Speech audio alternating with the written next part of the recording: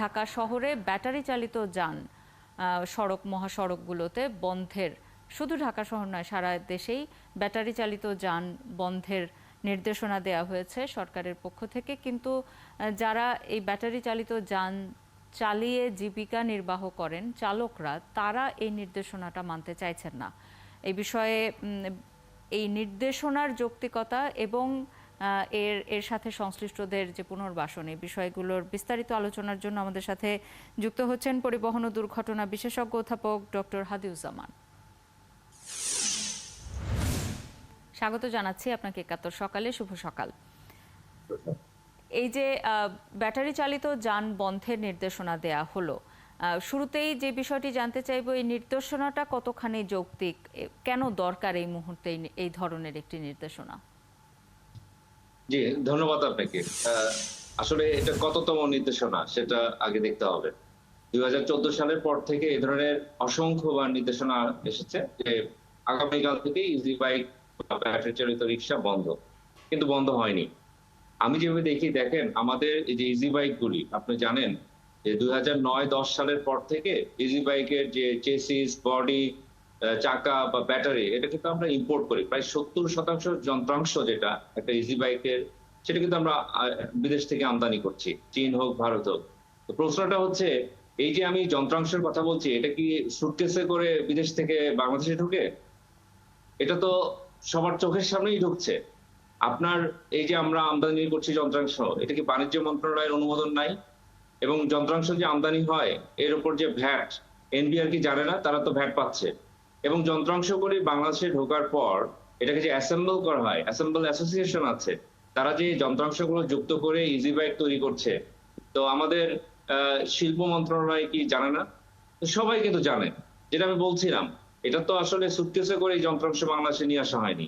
তো এখন এই যে 14 বছর পরে যখন এই ইজি বাইক গুলি বাড়তে বাড়তে এটার শাখা প্রশাখা গজিয়ে অনেকটা একটা বটবৃক্ষে পরিণত হয়েছে, এখন আপনি বলছেন যে আপনি এটাকে বন্ধ করবেন। আমি প্রথমেই বলবো, এটা আসলে পরিকল্পনা এবং পলিসির যে অপরিপক্কতা আমাদের, তারই আরেকটা চরম দৃষ্টান্তই আমি বলবো। আমাদের সমস্যাটা হচ্ছে যে সমস্যা যখন ছোট তখন আমরা আসলে এটাকে ইগনোর করি অনেকটা। এখন সমস্যাটা আমি যেটা বললাম অনেক বড় হয়ে গেছে। আপনি জানেন, এমনকি আমাদের দেশে আসলে ইজি বাইকের সঠিক সংখ্যা কত, পরিসংখ্যানটা কত, সেটাও আমাদের কোনো সরকারি সংস্থা দিতে পারছে না। এবং না পারারই কথা, কারণ বিআরটিএ তো আসলে এই ধরনের যানবাহনের অনুমোদন দেয়নি। এবং তাদের অনুমোদন না নিয়ে, এই যে আমি বললাম বিভিন্ন স্টেজে যেভাবে যন্ত্রাংশগুলি অনুমোদন দিয়ে বাংলাদেশে ঢুকানো হয়েছে, তো এখন পরিসংখ্যান আমরা বলতে পারছি না। এবং পরিসংখ্যান না বলতে পারাতে যেটা হয়েছে আসলে, এটা একটা, আমি মনে করি একটা অস্থির অবস্থা তৈরি হয়েছে। কারণ আমাদের যারা আসলে ইউজার আছে, ব্যবহারকারী আছে, সেটা শুধু শহর না,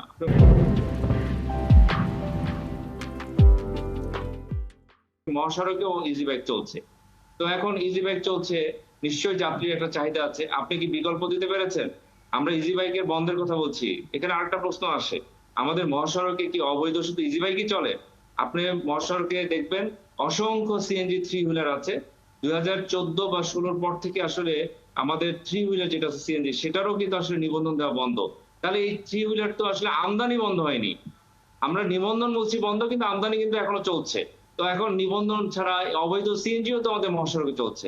তাহলে অবৈধ যানবাহন, যে প্রশ্নটা আপনি করলেন, যদি বন্ধ করতে হয়, তাহলে আমার অবৈধ ইজি বাইক, অবৈধ সিএনজি এবং লক্কর চক্কর আনফিট বাস সব একসাথে বন্ধ করতে হবে। এবং শুধু বন্ধ করলে হবে না, এটার জন্য আয়োজন লাগবে, প্রস্তুতি লাগবে। সেটা কি? সেটা আমি যেটা বলছিলাম, যে মহাসড়কে হোক বা ঢাকা শহরের ভিতরে হোক, স্বল্প দূরত্বে যেহেতু এই ধরনের যানবাহন ব্যবহৃত হয়, তাহলে আপনি নিশ্চয়ই বিকল্প হিসাবে আপনার গণপরিবহন দিতে হবে। তা আপনি যোগান দিতে পারবেন না, আপনি আবার এই যে অবৈধ যানবাহন গুলো দিনের পর দিন, বছর পর বছর ঢুকছে, এবং হাইকোর্টের নির্দেশনা ছিল 2016 পর থেকে ইজি বাইকের ব্যাটারি এটা আমদানি বন্ধ। আমদানি তো বন্ধ হয়নি, যারা আমদানি করার কথা ছিল তারা কিন্তু 10,000 কোটি টাকার ব্যবসা করে ফেলেছে। এবং ইতিমধ্যে আমার ধারণা প্রায় 20,000 কোটি টাকার একটা ব্যাকওয়ার্ড ইন্ডাস্ট্রি গড়ে উঠেছে ম্যানুফ্যাকচারিং এর জন্য। এবং যাদের ব্যবসা করার দরকার তারা ব্যবসা করে নিয়েছে। এখন যারা কিস্তি দিয়ে এই ধরনের ইজি বাইক কিনেছে, তাদেরকে এখন বলা হচ্ছে অবৈধ, তোমরা সড়কে নামতে পারবে না। এটা একটা, আমি মনে করি একটা তামাশা। আপনি যেই প্রসঙ্গটি টানলেন, যদি এই জায়গাতেই আসি যে হঠাৎ করে অবৈধ যদি বলে দেয়া হয় যে যে কোনো থ্রি হুইলার বা ব্যাটারি চালিত যানগুলো অবৈধ, সেই ক্ষেত্রে একটা বিপুল সংখ্যক জনগোষ্ঠী কিন্তু এর উপর তাদের জীবন জীবিকা নির্বাহ করে ফেলেছে অনেক বছর ধরে। তাদেরকে যেমন গতকালকে যখন এই নির্দেশনাটি দেয়া হলো, সাথে সাথেই ব্যাটারি চালিত যানের যারা চালক তারা কিন্তু বলেই দিলেন যে তারা এই নির্দেশনা মানতে রাজি না, কারণ তারা হঠাৎ করে এখন নতুন করে কি শুরু করবেন আজকে একদিনের মধ্যে। তো তাদেরকে কি ধরনের পুনর্বাসনের ব্যবস্থা করতে হবে এটার জন্য, এবং আসলে সমস্যাটা কোথায়? মানে শুধু অবৈধ থাকার কারণে তাহলে তো বাসেও আনফিট বাসগুলোও তো অবৈধ। সেই জায়গা থেকে যদি আসি, থ্রি হুইলার চললে রাস্তায় বা তাদের জন্য আলাদা কোনো লেন কি করা যায়, বা এর কোনো পরিবর্ধনের সুযোগ আছে কিনা নীতিমালার ক্ষেত্রে, যাতে করে এই মানুষগুলো তাদের জীবন জীবিকা নির্বাহ করতে পারে? জি, দেখেন, আমি বলি, আসলে প্রথম কথা হচ্ছে যে যানবাহনগুলো আসলে আমাদের হাইওয়ের জন্য ফিট না, বা আমাদের শহরে যে প্রধান সড়ক আছে তার জন্য ফিট না। আমিও একমত, এই ধরনের যানবাহন নিয়ন্ত্রণ করতে হবে। পাশাপাশি আপনি যে প্রশ্নটি করলেন, এখানে একটা সুযোগ আছে। সুযোগটা কি?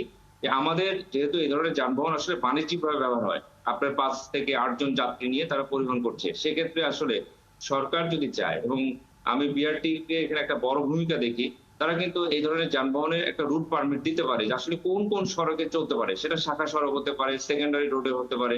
এবং পাশাপাশি আপনি যে প্রশ্নটি করছেন যে এই ধরনের যানবাহনের মডিফিকেশন বা ইমপ্রুভাইজেশনের সুযোগ আছে কিনা, দেখেন, অবশ্যই সুযোগ আছে। এই ধরনের যানবাহনের কিছু দুর্বলতা আছে, বিশেষ করে ব্রেকিং সিস্টেমটা দুর্বলতা, অনেকটা আমরা বলি নিউমেটিক ব্রেকিং সিস্টেম। এটাকে কিন্তু আমার ধারণা ৬ থেকে ৭,০০০ টাকা যদি এর পিছনে ব্যয় করা হয়, এটা হাইড্রোলিক ব্রেকিং সিস্টেম রূপান্তরিত করা সম্ভব। পাশাপাশি আপনার ফ্রন্ট ডোর, ব্যাক ডোর, বা আপনার হেডলাইট, ব্রেক লাইট থেকে শুরু করে চেসিস এর কিছু মডিফিকেশন করতে আমি মনে করি সামগ্রিকভাবে ২০,০০০ টাকার মতন এখানে একটা খরচ হবে প্রতিটা ইজি বাইকের পিছনে। তখন এই যানবাহনগুলো কিছুটা স্টেবিলাইজ হবে, ভারসাম্যপূর্ণ হবে এবং কিছুটা নিরাপদ হবে। তবে মহাসড়ক জন্য এই ধরনের যানবাহন কখনোই নিরাপদ না, এটা সঠিক। কিন্তু আমি যেটা বলছিলাম, শুধু ইজি বাইক না, আমাদের যে সিএনজি থ্রি হুইলার আছে সেটাও মহাসড়কের জন্য উপযোগী না। এমনকি আপনি একটু আগে বাসের কথা বলছিলেন, আমরা কিন্তু অতি সম্প্রতি কিছু দুর্ঘটনা দেখেছি। সেই দুর্ঘটনায় যে বাসগুলি সম্পৃক্ত ছিল, এমনকি ৪৩ বছরের পুরাতন বাসও সেখানে ছিল। তার ৪৩ বছরের পুরাতন বাস কিভাবে চলে সড়কে? তো আমি এই কারণে বলছিলাম, শুধুমাত্র ওই ইজি বাইক বন্ধ করলে হবে না, সঙ্গে সঙ্গে সড়কের যে মানে উচ্ছৃঙ্খল যে উপকরণগুলি আছে, অবৈধ যানবাহন, আনফিট যানবাহন, সব একসাথে বন্ধ করতে হবে এবং প্যারালালি আমাদের যারা যাত্রী আছে তাদের আপনার বিকল্প দিতে হবে। এটা রাষ্ট্রের দায়িত্ব। তো সেই হিসাবে আমি যেটা বললাম, বিকল্প কি দেবে রাষ্ট্র? যে ধরেন এই ধরনের যান সাধারণত স্বল্প দূরত্বের ক্ষেত্রে ব্যবহৃত হয়, হ্যাঁ, এই জায়গাগুলোতে সরকার কি কাজ করতে পারে, কি বিকল্প ব্যবস্থা করতে পারে, সুনির্দিষ্ট পরামর্শ যদি আপনার থাকে। জি, প্রথম যেটা হলো, আপনি যে সার্ভিস লেনের কথা বলছেন, সার্ভিস লেন কিন্তু আমাদের বেশ কিছু মহাসড়কের পাশে হয়েছে, কিন্তু এখনো আমাদের অনেক দূর যেতে হবে। আমাদের আপনারা নিশ্চয়ই জানেন, জাতীয় মহাসড়ক প্রায় আমাদের ৪,০০০ কিলোমিটারের মতো জাতীয় মহাসড়ক আছে। আমাদের এখন 4 লেন সার্ভিস লেন সহ ৮০০ কিলোমিটার মতন হবে। তো আমাদের সার্ভিস লেন কিন্তু এখনো অনেক সার্ভিস লেন করতে হবে এবং এটা রাতারাতি করা সম্ভব না।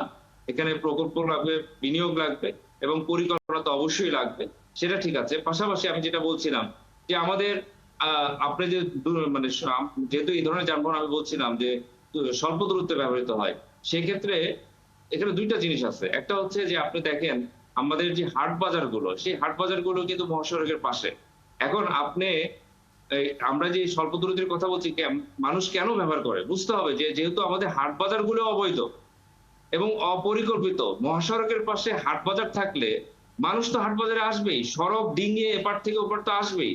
তাহলে আপনার তো এখন হাট বাজারও নিয়ন্ত্রণ করতে হবে। এই অবৈধ হাট বাজারগুলো আপনি বিশেষ করে আপনি জানেন, বা আমাদের যে মহাসড়কগুলি আছে সেখানে প্রায় ২৫০-র বেশি আমাদের মহাসড়কের পাশে যে নেটওয়ার্ক, ২৫০-র বেশি আমাদের হাট বাজার আছে। তো এই হাট বাজারগুলি আসলে এটা তো সরকারি জমির উপরে সরকার ইজারা দিয়েছে। তো এখন আপনি হাট বাজারও তাহলে বন্ধ করতে হবে, অবৈধ হাট বাজার। এবং আরেকটা জিনিস হচ্ছে যে স্বল্প দূরত্বের বিকল্প ব্যবস্থা কি হতে পারে।